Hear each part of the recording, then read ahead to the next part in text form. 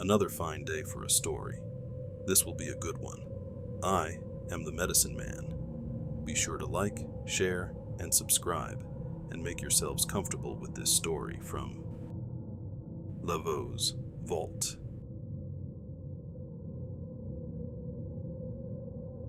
Our story is called The Mark of the Beast. East of Suez, some hold, the direct control of Providence ceases, man being there handed over to the power of the gods and devils of Asia, and the Church of England Providence only exercising an occasional and modified supervision in the case of Englishmen. This theory accounts for some of the more unnecessary horrors of life in India. It may be stretched to explain my story. My friend Strickland of the police, who knows as much of natives of India as is good for any man, can bear witness to the facts of the case. Dumois, our doctor, also saw what Strickland and I saw. The inference which he drew from the evidence was entirely incorrect. He is dead now. He died in a rather curious manner, which has been elsewhere described. When Fleet came to India, he owned a little money and some land in the Himalayas, near a place called Dharamsala. Both properties had been left him by an uncle, and he came out to finance them. He was a big, heavy, genial, and inoffensive man.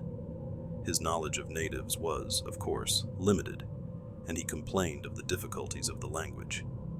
He rode in from his place in the hills to spend New Year in the station, and he stayed with Strickland. On New Year's Eve, there was a big dinner at the club, and the night was excusably wet. When men foregather from the uttermost ends of the empire, they have a right to be riotous. The frontier had sent down a contingent of Ketchum-Alivos, who had not seen 20 white faces for a year, and were used to ride 15 miles to dinner at the next fort, at the risk of a Khyberee bullet where their drinks should lie. They profited by their new security, for they tried to play pool with a curled-up hedgehog found in the garden, and one of them carried the marker round the room in his teeth. Half a dozen planters had come in from the south and were talking horse to the biggest liar in Asia, who was trying to cap all their stories at once. Everybody was there, and there was a general closing up of ranks and taking stock of our losses in dead or disabled that had fallen during the past year. It was a very wet night, and I remember that we sang Auld Lang Syne with our feet in the Polo Championship Cup and our heads among the stars, and swore that we were all dear friends. Then some of us went away and annexed Burma, and some tried to open up the Sudan and were opened up by fuzzies in that cruel scrub outside Suakim, and some found stars and medals, and some were married, which was bad, and some did other things which were worse, and the others of us stayed in our chains and strove to make money on insufficient experiences. Fleet began the night with sherry and bitters, drank champagne steadily up to dessert, then raw, rasping Capri with all the strength of whiskey, took Benedictine with his coffee, 4 or 5 whiskeys and sodas to improve his pool strokes, beer and bones at 2:30, winding up with old brandy. Consequently, when he came out at 3:30 in the morning into 14 degrees of frost, he was very angry with his horse for coughing and tried to leapfrog into the saddle.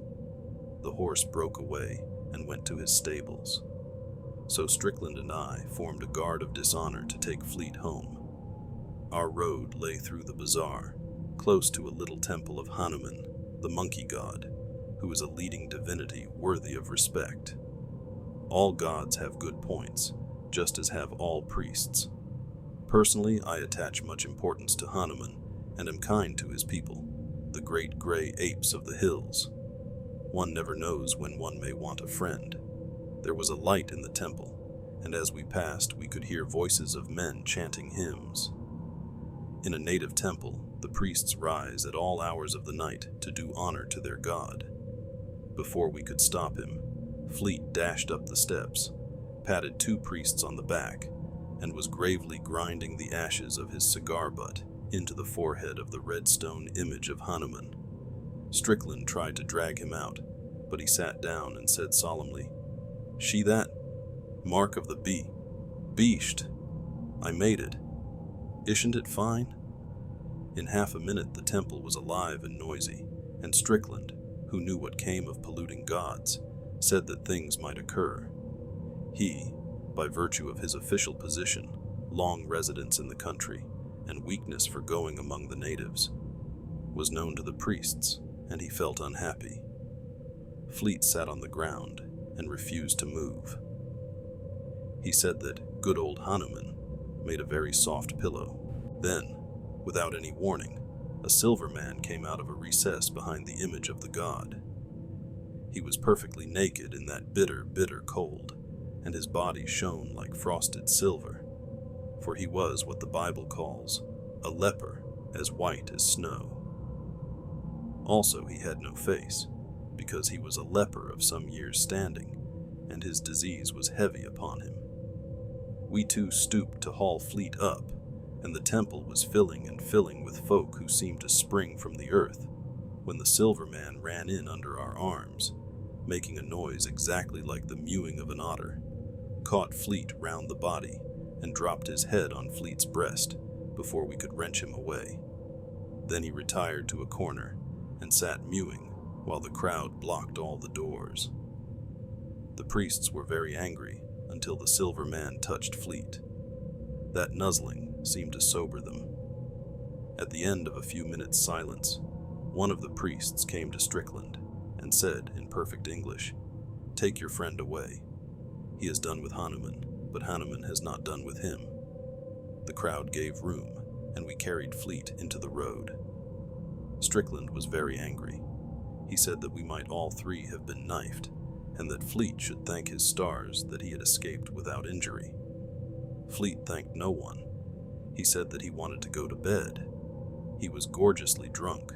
We moved on, Strickland silent and wrathful, until Fleet was taken with violent shivering fits and sweating. He said that the smells of the bazaar were overpowering, and he wondered why slaughterhouses were permitted so near English residences. "Can't you smell the blood?" said Fleet. We put him to bed at last, just as the dawn was breaking, and Strickland invited me to have another whiskey and soda. While we were drinking, he talked of the trouble in the temple, and admitted that it baffled him completely. Strickland hates being mystified by natives, because his business in life is to overmatch them with their own weapons. He has not yet succeeded in doing this, but in 15 or 20 years, he will have made some small progress. "They should have mauled us," he said, "instead of mewing at us. I wonder what they meant. I don't like it one little bit." I said that the managing committee of the temple would in all probability bring a criminal action against us for insulting their religion. There was a section of the Indian Penal Code which exactly met Fleet's offense. Strickland said he only hoped and prayed that they would do this. Before I left, I looked into Fleet's room and saw him lying on his right side, scratching his left breast. Then I went to bed, cold, depressed, and unhappy, at 7 o'clock in the morning. At 1 o'clock I rode over to Strickland's house to inquire after Fleet's head. I imagined that it would be a sore one. Fleet was breakfasting and seemed unwell. His temper was gone, for he was abusing the cook for not supplying him with an underdone chop. A man who can eat raw meat after a wet night is a curiosity. I told Fleet this, and he laughed. "You breed queer mosquitoes in these parts," he said. "I've been bitten to pieces, but only in one place." "Let's have a look at the bite," said Strickland. "It may have gone down since this morning." While the chops were being cooked, Fleet opened his shirt and showed us, just over his left breast, a mark, the perfect double of the black rosettes, the 5 or 6 irregular blotches arranged in a circle, on a leopard's hide. Strickland looked and said, "It was only pink this morning. It's grown black now." Fleet ran to a glass. "By Jove," he said, "this is nasty. What is it?" We could not answer. Here the chops came in, all red and juicy, and Fleet bolted 3 in a most offensive manner. He ate on his right grinders only, and threw his head over his right shoulder as he snapped the meat. When he had finished, it struck him that he had been behaving strangely, for he said apologetically, "I don't think I ever felt so hungry in my life. I've bolted like an ostrich." After breakfast, Strickland said to me, "Don't go. Stay here and stay for the night." Seeing that my house was not 3 miles from Strickland's, this request was absurd. But Strickland insisted and was going to say something, when Fleet interrupted by declaring in a shamefaced way that he felt hungry again. Strickland sent a man to my house to fetch over my bedding and a horse, and we 3 went down to Strickland's stables to pass the hours until it was time to go out for a ride. The man who has a weakness for horses never wearies of inspecting them, and when 2 men are killing time in this way, they gather knowledge and lies the one from the other. There were 5 horses in the stables, and I shall never forget the scene as we tried to look them over. They seemed to have gone mad. They reared and screamed and nearly tore up their pickets. They sweated and shivered and lathered and were distraught with fear. Strickland's horses used to know him as well as his dogs, which made the matter more curious. We left the stable for fear of the brutes throwing themselves in their panic. Then Strickland turned back and called me. The horses were still frightened, but they let us gentle and make much of them and put their heads in our bosoms. "They aren't afraid of us," said Strickland. "Do you know, I'd give 3 months' pay if Outrage here could talk." But Outrage was dumb and could only cuddle up to his master and blow out his nostrils, as is the custom of horses when they wish to explain things, but can't. Fleet came up when we were in the stalls, and as soon as the horses saw him, their fright broke out afresh. It was all that we could do to escape from the place unkicked. Strickland said, "They don't seem to love you, Fleet." "Nonsense," said Fleet. "My mare will follow me like a dog." He went to her. She was in a loose box, but as he slipped the bars, she plunged, knocked him down, and broke away into the garden. I laughed, but Strickland was not amused. He took his mustache in both fists and pulled at it till it nearly came out. Fleet, instead of going off to chase his property, yawned, saying that he felt sleepy. He went to the house to lie down, which was a foolish way of spending New Year's Day. Strickland sat with me in the stables and asked if I had noticed anything peculiar in Fleet's manner. I said that he ate his food like a beast, but that this might have been the result of living alone in the hills, out of the reach of society, as refined and elevating as ours, for instance. Strickland was not amused. I do not think that he listened to me, for his next sentence referred to the mark on Fleet's breast, and I said that it might have been caused by blister flies, or that it was possibly a birthmark newly born and now visible for the first time. We both agreed that it was unpleasant to look at, and Strickland found occasion to say that I was a fool. "I can't tell you what I think now," said he, "because you would call me a madman, but you must stay with me for the next few days if you can. I want you to watch Fleet, but don't tell me what you think till I have made up my mind." "But I am dining out tonight," I said. "So am I," said Strickland, "and so is Fleet, at least if he doesn't change his mind." We walked about the garden smoking, but saying nothing, because we were friends, and talking spoils good tobacco, till our pipes were out. Then we went to wake up Fleet. He was wide awake and fidgeting about his room. "I say, I want some more chops," he said. "Can I get them?"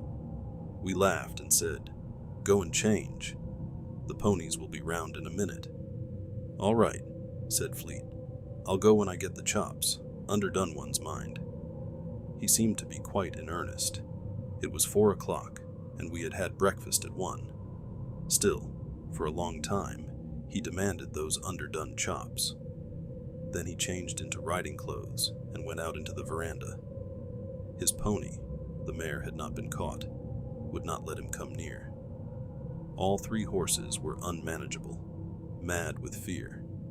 And finally Fleet said that he would stay at home and get something to eat. Strickland and I rode out wondering. As we passed the temple of Hanuman, the silver man came out and muted us. "He is not one of the regular priests of the temple," said Strickland. "I think I should peculiarly like to lay my hands on him." There was no spring in our gallop on the race course that evening. The horses were stale and moved as though they had been ridden out. "The fright after breakfast has been too much for them," said Strickland. That was the only remark he made through the remainder of the ride.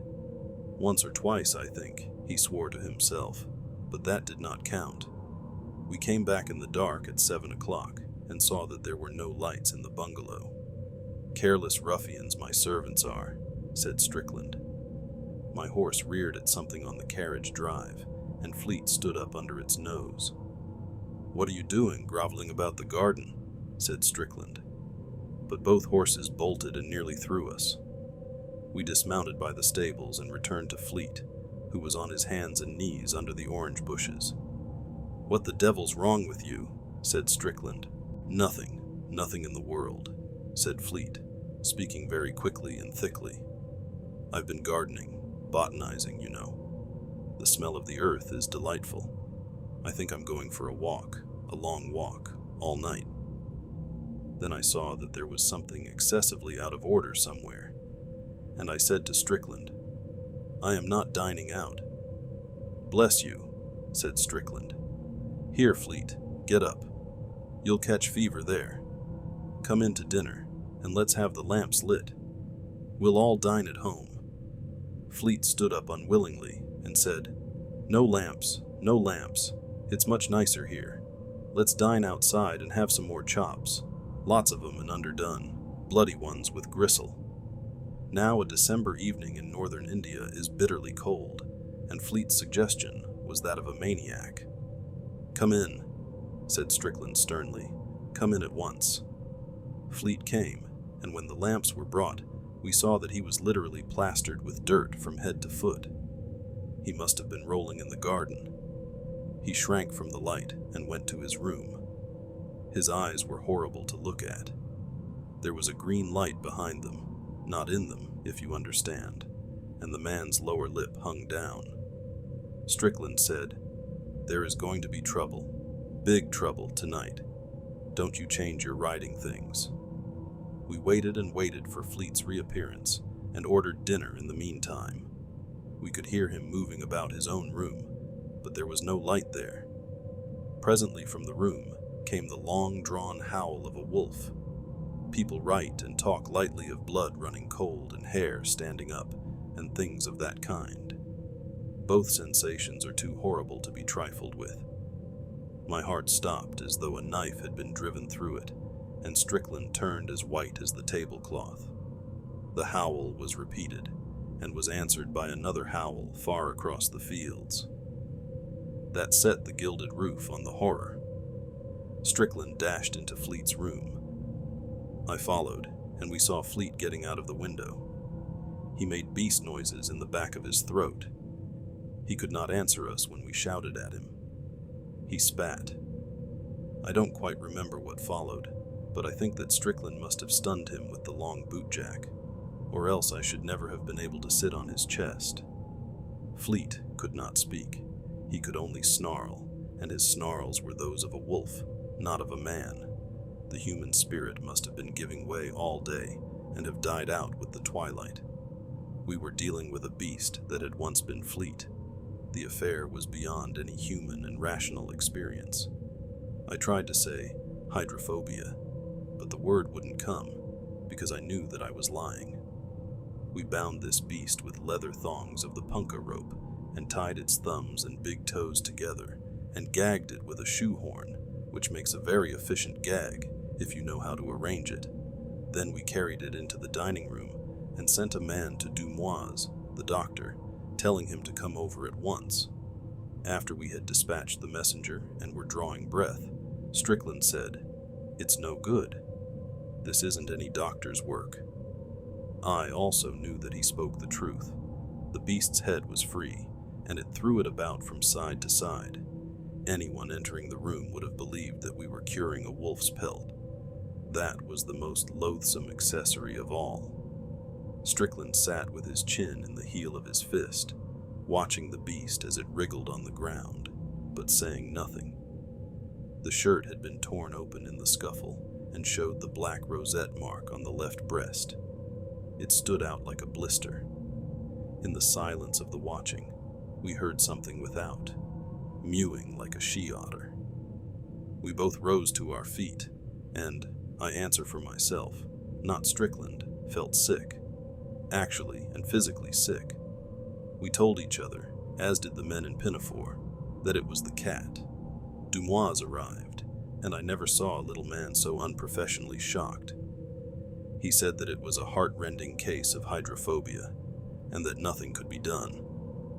At least any palliative measures would only prolong the agony. The beast was foaming at the mouth. Fleet, as we told Dumois, had been bitten by dogs once or twice.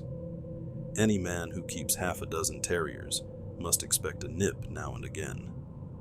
Dumois could offer no help. He could only certify that Fleet was dying of hydrophobia.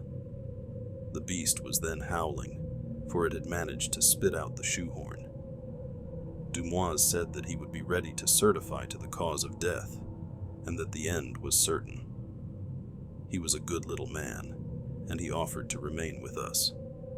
But Strickland refused the kindness. He did not wish to poison Dumois's new year. He would only ask him not to give the real cause of Fleet's death to the public. Nothing in the world, said Fleet, speaking very quickly and thickly. I've been gardening, botanizing, you know.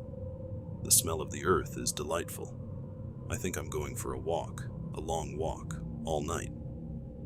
Then I saw that there was something excessively out of order somewhere, and I said to Strickland, I am not dining out. Bless you, said Strickland. Here, Fleet, get up. You'll catch fever there. Come in to dinner, and let's have the lamps lit. We'll all dine at home. Fleet stood up unwillingly and said, No lamps, no lamps. It's much nicer here.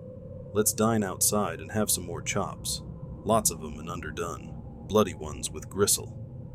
Now a December evening in northern India is bitterly cold, and Fleet's suggestion was that of a maniac. Come in, said Strickland sternly. Come in at once. Fleet came, and when the lamps were brought, we saw that he was literally plastered with dirt from head to foot. He must have been rolling in the garden. He shrank from the light and went to his room. His eyes were horrible to look at. There was a green light behind them, not in them, if you understand, and the man's lower lip hung down. Strickland said, There is going to be trouble, big trouble tonight. Don't you change your riding things.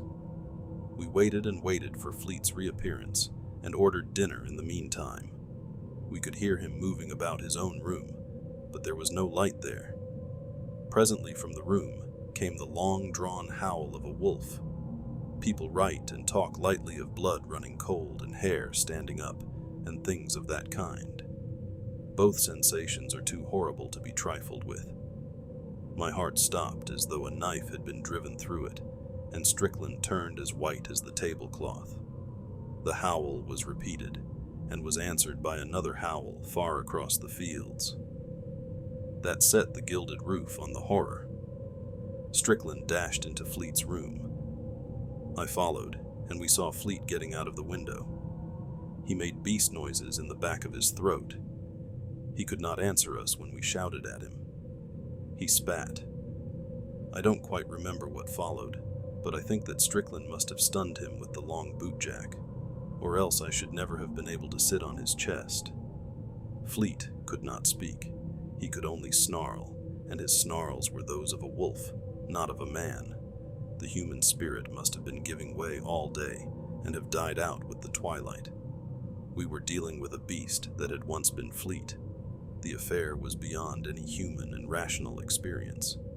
I tried to say hydrophobia, but the word wouldn't come because I knew that I was lying. We bound this beast with leather thongs of the punka rope and tied its thumbs and big toes together and gagged it with a shoehorn, which makes a very efficient gag if you know how to arrange it. Then we carried it into the dining room and sent a man to Dumoise, the doctor, telling him to come over at once. After we had dispatched the messenger and were drawing breath, Strickland said, "It's no good. This isn't any doctor's work." I also knew that he spoke the truth. The beast's head was free, and it threw it about from side to side. Anyone entering the room would have believed that we were curing a wolf's pelt. That was the most loathsome accessory of all. Strickland sat with his chin in the heel of his fist, watching the beast as it wriggled on the ground, but saying nothing. The shirt had been torn open in the scuffle and showed the black rosette mark on the left breast. It stood out like a blister. In the silence of the watching, we heard something without, mewing like a she-otter. We both rose to our feet, and, I answer for myself, not Strickland, felt sick. Actually and physically sick. We told each other, as did the men in Pinafore, that it was the cat. Dumoise arrived, and I never saw a little man so unprofessionally shocked. He said that it was a heart-rending case of hydrophobia, and that nothing could be done. At least any palliative measures would only prolong the agony. The beast was foaming at the mouth. Fleet, as we told Dumoise, had been bitten by dogs once or twice. Any man who keeps half a dozen terriers must expect a nip now and again. Dumoise could offer no help. He could only certify that Fleet was dying of hydrophobia. The beast was then howling, for it had managed to spit out the shoehorn. Dumoise said that he would be ready to certify to the cause of death, and that the end was certain. He was a good little man, and he offered to remain with us. But Strickland refused the kindness. He did not wish to poison Dumoise's new year. He would only ask him not to give the real cause of Fleet's death to the public. So Dumoise left, deeply agitated, and as soon as the noise of the cartwheels had died away, Strickland told me, in a whisper, his suspicions. They were so wildly improbable that he dared not say them out aloud. And I, who entertained all Strickland's beliefs, was so ashamed of owning to them that I pretended to disbelieve. Even if the Silver Man had bewitched Fleet for polluting the image of Hanuman, the punishment could not have fallen so quickly. As I was whispering this, the cry outside the house rose again, and the beast fell into a fresh paroxysm of struggling, till we were afraid that the thongs that held it would give way. "Watch," said Strickland. "If this happens 6 times, I shall take the law into my own hands. I order you to help me." He went into his room and came out in a few minutes with the barrels of an old shotgun, a piece of fishing line, some thick cord, and his heavy wooden bedstead. I reported that the convulsions had followed the cry by 2 seconds in each case, and the beast seemed perceptibly weaker. Strickland muttered, "But he can't take away the life. He can't take away the life," I said, though I knew that I was arguing against myself. "It may be a cat. It must be a cat. If the Silver Man is responsible, why does he dare to come here?" Strickland arranged the wood on the hearth, put the gun barrels into the glow of the fire, spread the twine on the table, and broke a walking stick in 2. There was 1 yard of fishing line, gut lapped with wire, such as is used for mazir fishing, and he tied the 2 ends together in a loop. Then he said, "How can we catch him? He must be taken alive and unhurt." I said that we must trust in Providence and go out softly with polo sticks into the shrubbery at the front of the house. The man or animal that made the cry was evidently moving round the house as regularly as a night watchman. We could wait in the bushes till he came by and knock him over. Strickland accepted this suggestion, and we slipped out from a bathroom window into the front veranda, and then across the carriage drive into the bushes. In the moonlight, we could see the leper coming round the corner of the house. He was perfectly naked, and from time to time he mewed and stopped to dance with his shadow. It was an unattractive sight, and thinking of poor Fleet, brought to such degradation by so foul a creature, I put away all my doubts and resolved to help Strickland from the heated gun barrels to the loop of twine, from the loins to the head and back again, with all tortures that might be needful. The leper halted in the front porch for a moment, and we jumped out on him with the sticks. He was wonderfully strong, and we were afraid that he might escape or be fatally injured before we caught him. We had an idea that lepers were frail creatures, but this proved to be incorrect. Strickland knocked his legs from under him, and I put my foot on his neck. He mewed hideously, and even through my riding boots, I could feel that his flesh was not the flesh of a clean man. He struck at us with his hand and feet stumps. We looped the lash of a dog whip round him, under the armpits, and dragged him backwards into the hall, and so into the dining room where the beast lay. There we tied him with trunk straps. He made no attempt to escape, but mewed. When we confronted him with the beast, the scene was beyond description. The beast doubled backwards into a bow, as though he had been poisoned with strychnine, and moaned in the most pitiable fashion. Several other things happened also, but they cannot be put down here. I think I was right, said Strickland. Now we will ask him to cure this case. But the leper only mewed. Strickland wrapped a towel round his hand and took the gun barrels out of the fire. I put the half of the broken walking stick through the loop of fishing line and buckled the leper comfortably to Strickland's bedstead. I understood then how men and women and little children can endure to see a witch burnt alive, for the beast was moaning on the floor, and though the silver man had no face, you could see horrible feelings passing through the slab that took its place, exactly as waves of heat play across red-hot iron, gun barrels, for instance. Strickland shaded his eyes with his hands for a moment, and we got to work. This part is not to be printed. The dawn was beginning to break when the leper spoke. His mewings had not been satisfactory up to that point. The beast had fainted from exhaustion, and the house was very still. We unstrapped the leper and told him to take away the evil spirit. He crawled to the beast and laid his hand upon the left breast. That was all. Then he fell face down and whined, drawing in his breath as he did so. We watched the face of the beast and saw the soul of Fleet coming back into the eyes. Then a sweat broke out on the forehead, and the eyes, they were human eyes, closed. We waited for an hour, but Fleet still slept. We carried him to his room and bade the leper go, giving him the bedstead and the sheet on the bedstead to cover his nakedness, the gloves and the towels with which we had touched him, and the whip that had been hooked round his body. He put the sheet about him and went out into the early morning without speaking or mewing. Strickland wiped his face and sat down. A night gong, far away in the city, made 7 o'clock. "Exactly 24 hours, said Strickland. "And I've done enough to ensure my dismissal from the service, besides permanent quarters in a lunatic asylum. Do you believe that we are awake?" The red-hot gun barrel had fallen on the floor and was singeing the carpet. The smell was entirely real.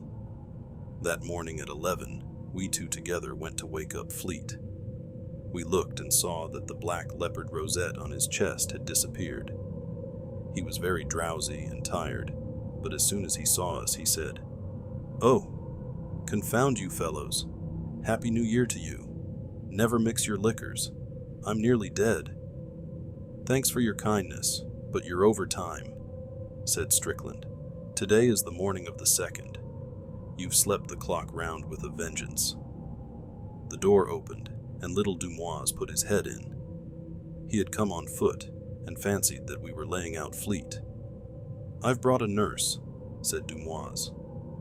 "I suppose that she can come in for what is necessary." "By all means. said Fleet cheerily, sitting up in bed. "Bring on your nurses." Dumoise was dumb. Strickland led him out and explained that there must have been a mistake in the diagnosis. Dumoise remained dumb and left the house hastily. He considered that his professional reputation had been injured and was inclined to make a personal matter of the recovery. Strickland went out too. When he came back, he said that he had been to call on the temple of Hanuman to offer redress for the pollution of the god, and had been solemnly assured that no white man had ever touched the idol, and that he was an incarnation of all the virtues laboring under a delusion. "What do you think?" said Strickland. I said, "There are more things." But Strickland hates that quotation. He says that I have worn it threadbare. One other curious thing happened, which frightened me as much as anything in all the night's work. When Fleet was dressed, he came into the dining room and sniffed. He had a quaint trick of moving his nose when he sniffed. "Horrid doggy smell here," said he. "You should really keep those terriers of yours in better order. Try sulfur, Strick." But Strickland did not answer. He caught hold of the back of a chair and, without warning, went into an amazing fit of hysterics. It is terrible to see a strong man overtaken with hysteria. Then it struck me that we had fought for Fleet's soul, with the silver man in that room, and had disgraced ourselves as Englishmen forever, and I laughed and gasped and gurgled just as shamefully as Strickland, while Fleet thought that we had both gone mad. We never told him what we had done. Some years later, when Strickland had married and was a church-going member of society for his wife's sake, we reviewed the incident dispassionately, and Strickland suggested that I should put it before the public. I cannot myself see that this step is likely to clear up the mystery, because, in the first place, no one will believe a rather unpleasant story, and, in the second, it is well known to every right-minded man that the gods of the heathen are stone and brass, and any attempt to deal with them otherwise is justly condemned.